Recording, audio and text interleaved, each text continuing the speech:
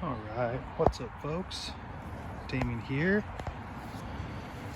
I am back at the park, Washington Park in Portland, Oregon, and I want to do a bike check.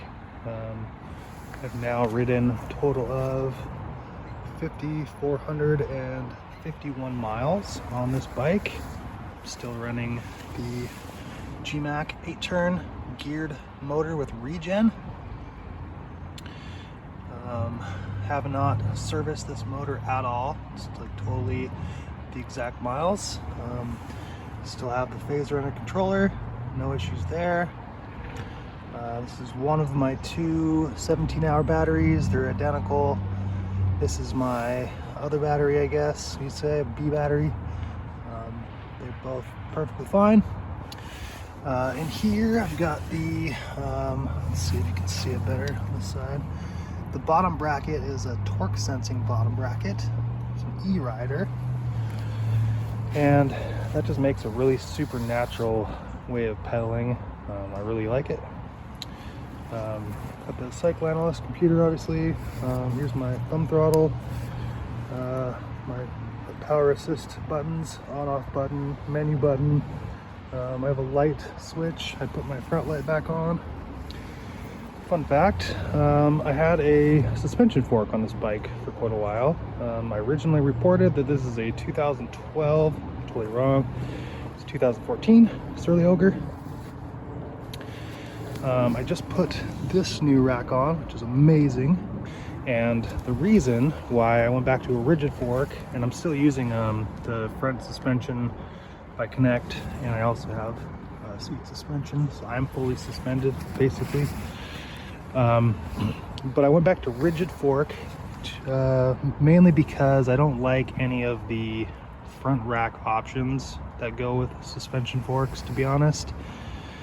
I really like these salsa ones though, so I just went back to this like not too long ago, probably maybe a month ago or so. And it's back in rain mode, so I put the Cascadia mountain bike fenders back on here. I'm using, right now I'm using Continental E-Rubens for tires. Touring, bikepacking, commuting setup. I have one pannier over there for commuting, and then I have a 4 pannier setup for touring / bikepacking. And I put my tent on top of the rack, which works fine. I think I'm gonna get a different tent. One thing I'm considering, because this is like final answer. I don't see myself putting anything else into this build particularly. It's working great. I have extra set of planary gears for the motor if I need to replace those. They're nylon. They're still fine. It's a little louder than it was in the beginning, but I haven't put any grease in there. I haven't done anything, so I might service that at some point.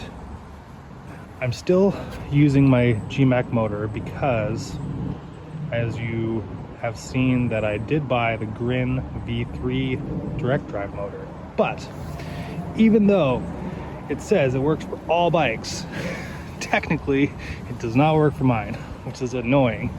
And they haven't released a fix, and I'm bummed because I was really stoked to try that motor.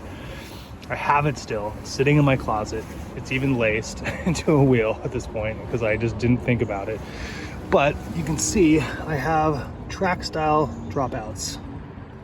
They're horizontal, okay? This thing down here is a torque arm that connects up to the frame. That's how it's applying all the torque to the frame, which is really great. It has a release right here, so it's actually super easy to take the rear wheel off. I know a lot of people complain about the hub motors in that way, but it's actually really easy. Just unscrew this, loosen the bolts. There's one bolt, Allen bolt holding the torque arm on, and you just take that off and that's it. Most of the time when I fix a flat, I don't even have to take my wheel off. I just turn my bike upside down, I find the hole, and it's It's almost always a nail at this point. So it's really not that big a deal. I'm still holding on to this idea because of regen. There's another motor I'm considering trying, but I have not made the choice yet because of regen. Now, most people, when they think of regen, they think of getting power back. That's not the point of regen. What regen does is it gives you like hundreds of watts of braking power at your disposal, plus you get that motor, or you get that power back. When you're fully loaded, for example, in touring or bike packing, that's really freaking handy. So the other motor I'm looking at, or have considered, is the CYC Photon mid-drive motor. Yes, I know, you heard that correctly. Maybe try a mid-drive. I haven't decided. The main thing is it has a great torque sensor from what I hear, and I don't care about throwing 2,000 watts at it all the time. I think that's why most people end up damaging their motor, is they just ride them too hard. You have to watch the temperatures, and it's just it's part of the game. Mine goes really fast, but I have to watch temperatures as well. So downshifting, going slow up hills, but I can do all the hills. So one of the benefits right now is I have a 3x in front, so 48, 38, 28, plus an 8-speed 1132 in the back. So I have a ton of range in terms of pedal power. So that's super nice. I can go really slow, I can go really fast, and yeah, it just works all the time. So if I went with the CYC Photon motor, I would lose regen. So I would lose the braking force that I have applied that I can apply. And I would have to choose a 1x in the front, which would be, I would choose a 42 tube personally. There's a lot of people talking about not wanting to work on hub motors, and I totally understand why that is, especially from a liability standpoint. And that is because most people are buying, because the market has been flooded with really super cheap e-bikes that are proprietary everything. They're a huge pain in the butt. I've always been a DIY e-bike enthusiast and promoter. So whether you go with a hub motor or a mid-drive, you're still using a normal bike. So 99% of what's on the bike is just standard, therefore easy to work on to a normal bike shop. And I in particular use super standard drivetrain components because it's easy to find anywhere. It really is. I can just replace pretty much everything on this bike at any bike shop. It's not like super high end, it's not super hard to find, it's not proprietary, it's not like, it doesn't require batteries. This whole sleeve up here has a crap load of wires in there, but that's what that does, is it gives me dual USB charging out of here. Plus I can run my lights and everything, which is nice, but I have dual USB charging. So, and I recently bought a folding solar panel that is going to either go in one of my front panniers, or it's going to go in a layer of this back pannier.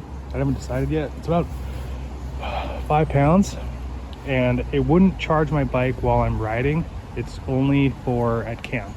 I've been still planning on a big e-bike tour, or actually more of a bike packing trip. I'm even considering the GDMBR because I'm sick of asphalt. I'm sick of traffic. I'm sick of cars. I'm sick of people flipping me off and telling me to go away. Fuck you guys. Okay? Fuck you guys. All of you. Fuck you. I want to ride my bike. You can't stop me. I'm not causing any problems. I'm riding safely. It's not an e-moto. It's not a beast of a bike barreling down on you. It's also not like super spandex people in a huge ass peloton causing a ton of traffic and problems because of their elitism. This is a dude who's ridden his bike a million freaking miles all the freaking time and all the freaking weather. Leave me alone. Doing my best. Yeah. There. Take that. All right. Anyway, there we go. There's my bike, folks. It's called the General. I have no other plans for this particular build unless I swap completely to a mid-drive, but that verdict is still out, and I'm considering that this is still ideal, and I'd like to see where they go, CYC in particular, with their motors, and I think that could be the future, but I don't know. I think regen is still a huge factor for my particular use case, which is bike packing, touring, commuting. It's very, very handy, and at least the CYC has a torque sensor. I promise. If you don't know what torque sensing is on a bike, you should try one because it's way more efficient, actually. It's also way more natural feeling, and it just makes you feel bionic. It makes you feel like you're riding a robot. So anyway, there's my update, folks. Yeah, the General. It's done. It's perfect. 5,000 plus miles, 5,500. No issues whatsoever. There you go. Damien out.